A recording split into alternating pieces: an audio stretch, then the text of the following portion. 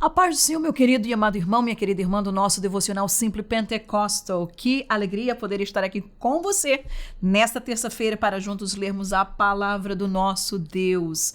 Hoje, especialmente, estamos aqui nos estúdios do Simple Pentecostal, aqui em Gainesville, na Flórida, juntamente com a nossa professora Manuela Barros, e que alegria poder não somente rever a ela, sua família, mas também poder trazer este devocional daqui para cada um de nós. Hoje nós vamos dar continuidade ao Salmo 106, este salmo histórico, este salmo lindo, que tem nos ensinado preciosas lições para as nossas vidas. Eu tenho aprendido muito dele e tenho refletido muito daquilo que a palavra de Deus ela diz. Portanto, este salmista, quando ele fala esta mesma verdade, quando o povo de Deus cantava este salmo, fazia com que aquele povo daquela época que o salmista estava entoando este hino, fazia-os lembrar daquilo que os seus pais fizeram no passado. E era uma forma de redarguir, de corrigir, de chamar a atenção, de puxar a orelha, daqueles da sua época para saber o que foi que os seus pais fizeram e como é que eles estavam agindo naquele momento. Portanto, hoje nós estaremos lendo dos versos 34 ao 36 e nós vamos ver qual é o próximo evento que este povo de Deus ocorre com eles e a palavra de Deus para cada um deles. Amém? Portanto, se a sua Bíblia está aí aberta com vocês ou se vocês estão ouvindo, então diz assim a palavra do nosso Deus: não destruíram os povos como o Senhor lhes dissera.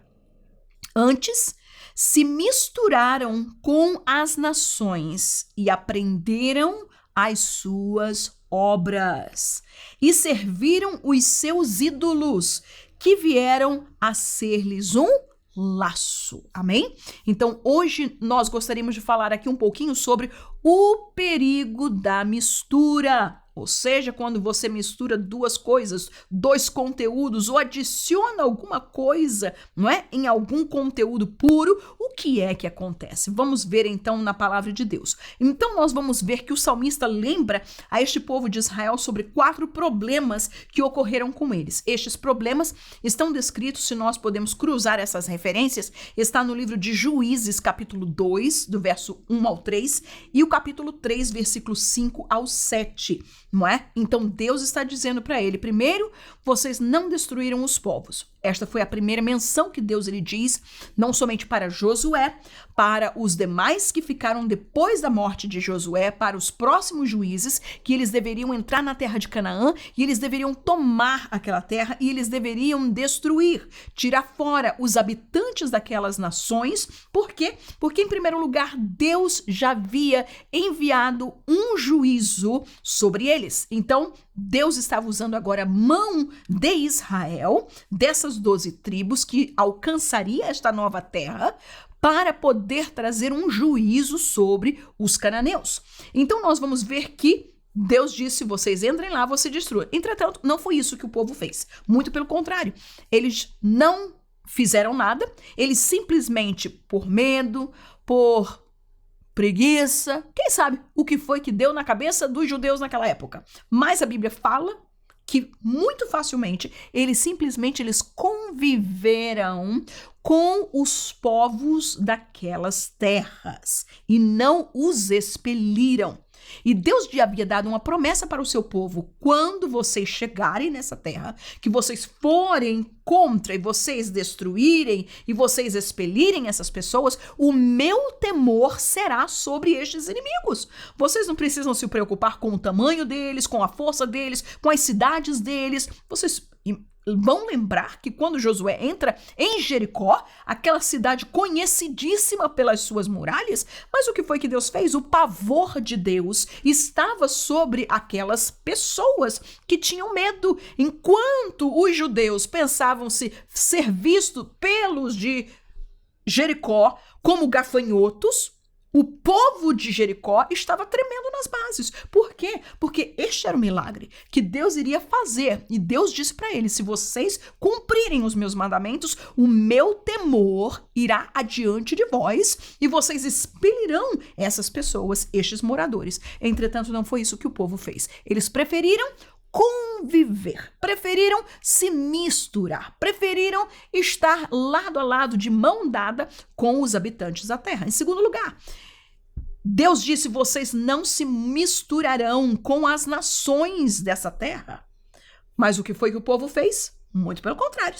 Eles não somente fizeram concerto, aliança com os povos daquelas regiões, mas chegaram ao ponto de dar as suas filhas para os filhos da terra e tomar as filhas daqueles incircuncisos como filhas para os seus filhos. Irmãos, isto era uma desobediência clara, evidente para aquele povo, e Deus não deixou passar.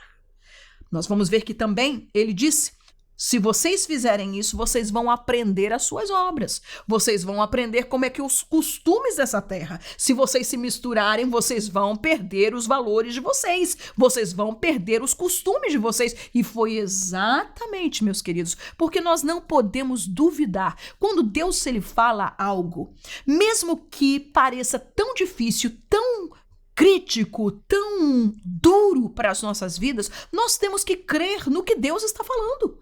Porque Deus, ele sabe, Deus conhecia o coração daquele povo. Deus conhecia as nações que estavam ali naquele lugar. E por isso foi que Deus foi tão taxativo. Vocês não vão conviver, vocês não vão dar suas filhas, vocês não vão estar lado a lado, mão a mão, amiguinhos aqui para lá, de beijinho em beijinho, com essa gente, não, de maneira nenhuma. Vocês vão expeli-los. Entretanto, ele disse: se vocês não assim fizerem, vocês vão aprender as suas obras. E foi exatamente isso. A Bíblia nos diz no livro de Juízes que eles fizeram o que parecia mal aos olhos do Senhor. E mais de tudo, se esqueceram do Senhor. Meus queridos, uma pessoa se esquecer de Deus precisa uma mudança radical. Quantas pessoas hoje estão desviadas da casa do Senhor? Estão fazendo mal, mas alguns ainda assim lembram-se da casa do pai, como aquele filho pródigo. Estão lembrando: meu Deus, quando eu estava na igreja, quando eu estava servindo ao Senhor, era assim, era assim, era assim, era assim. E o coração geme por dentro, quer voltar. E o inimigo põe ciladas na vida dessas pessoas.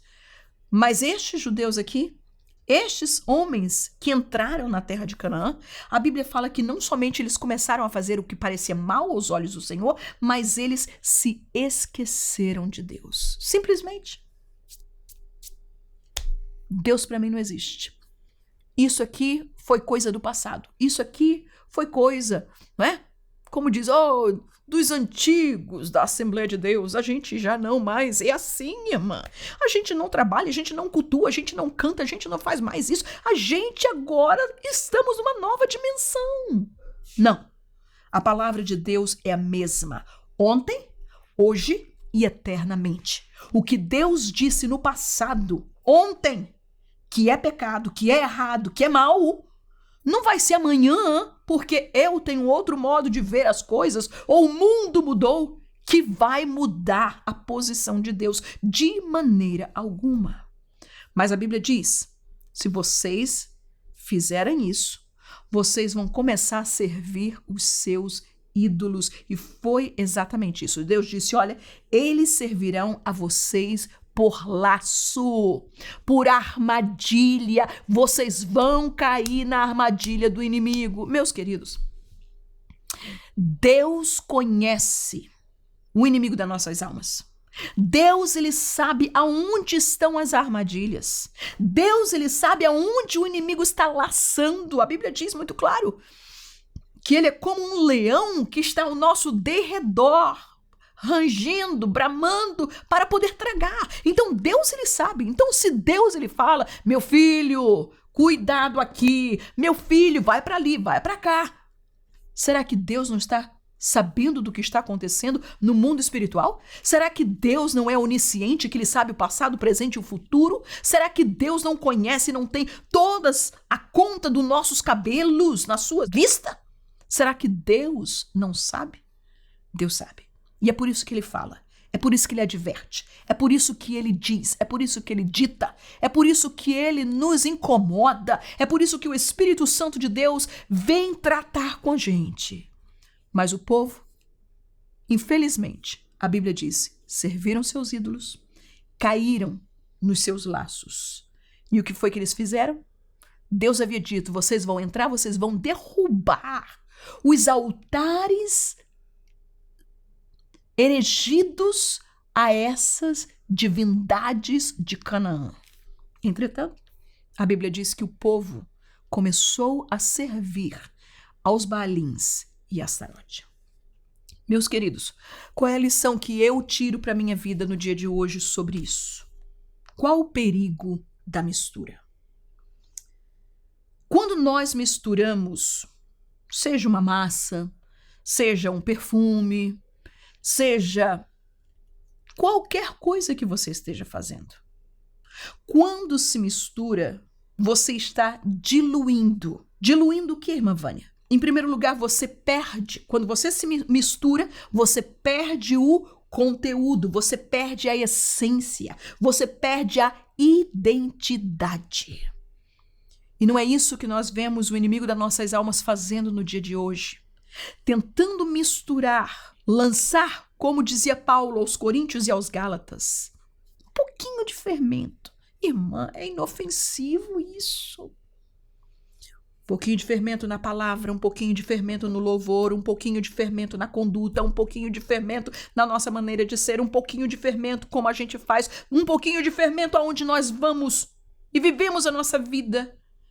Um pouquinho de fermento altera toda a massa. Não é apenas alguma parte da massa, altera toda a massa. Portanto, quando se mistura, você perde a essência, você perde o conteúdo. Em segundo lugar, você perde a eficácia. Se você tem que tomar um remédio, e este remédio, o médico diz que você tem que tomar 2 comprimidos cada 2 vezes por dia, se você tomar um, não vai fazer o efeito, ele não vai ser eficaz para combater o mal. Por quê? Porque quando a gente mistura, quando a gente evita, quando a gente tira, nós estamos perdendo a eficácia. E hoje, quantas vezes nós vemos crentes com rótulos de crentes, mas que estão sem poder, não vivem os milagres de Deus, não vivem o poder de Deus. O seu sal, como Jesus dizia, é insípido. E para que serve, irmãos, o sal insípido? Para ser pisado pelos homens. Não salga. Você coloca ali, mas não faz diferença nenhuma. Ai, eu sou crente. Ai, eu sou isso. Ai, eu sou aquilo. Eu vou a essa igreja, eu vou a esse, eu sigo este pregador, eu sigo esta aqui. E o sal? E a eficácia? E o conteúdo? O que é que está acontecendo? Se nós misturarmos, nós vamos perder não somente a nossa identidade, a nossa essência, vamos perder a eficácia do poder do Evangelho de Deus. Não se mistura esta palavra, não se dilui essa palavra, não se dilui o Evangelho, não precisamos de pregar ela diferente para ganhar as almas. Meus queridos irmãos, o Espírito Santo de Deus, ele usa esta palavra do jeitinho que está aqui escrito, sem mais, sem menos. Aleluia! Nós não precisamos ajudar a Deus, nós não precisamos ajudar o Espírito Santo de Deus, você só precisa pregar o que está aqui. Aleluia.